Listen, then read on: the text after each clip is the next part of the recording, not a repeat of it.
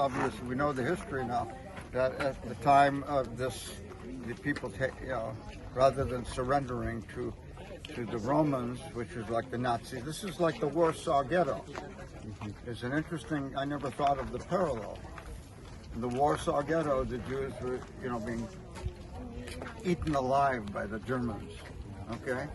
And some of them said, let us die as free people. Let us die fighting. We're not going to go like sheep to the slaughter. And so they didn't have much in the way of arms, So they made handmade things, men and women, and they fought, and most of them died there. Okay, the Warsaw Uprising. Well, that's what this was too, but a little different. They fought until they realized they couldn't fight anymore. And here we have one of the oldest synagogues in the world. Like it says here, this is one of the very few synagogues discovered from the first temple period. In other words, from the time of the first century. From the time of Jesus. And the time of Jesus. But since this was written, even very recently, and hopefully we'll see this as a first century synagogue in the Galilee, right on by the shores of the Kinneret of the Sea of Galilee, where I would put money that Jesus spoke in that synagogue. Okay. But you were telling us about Balaam. Bilam, yeah. And his words. Well,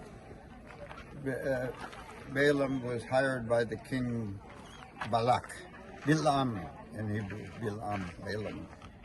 Bilam. It's funny, that's like Canaan, the same thing. Somebody went to the trouble to put the two A's on the end, and they still say Canaan. It's Canaan. Well, it's instead of Balaam, it's Bilam. Okay, so Bilam was hired by good money on the barrelhead by Balak to curse the tribes of Israel out there in their camp. So they went on the hill, and Balaam says, Balak says, curse him. And he says, I can only say the words that God puts in my mouth. And instead of cursing him, he blessed Israel. He said, Ma tovu ohalecha Yaakov u'mishkanotecha Yisrael.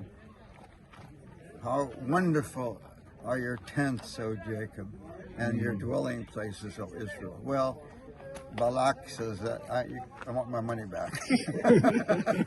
Now, what's interesting, so long ago, these words, in every synagogue in the world, it opens with the words of Bilam, right? A Gentile prophet.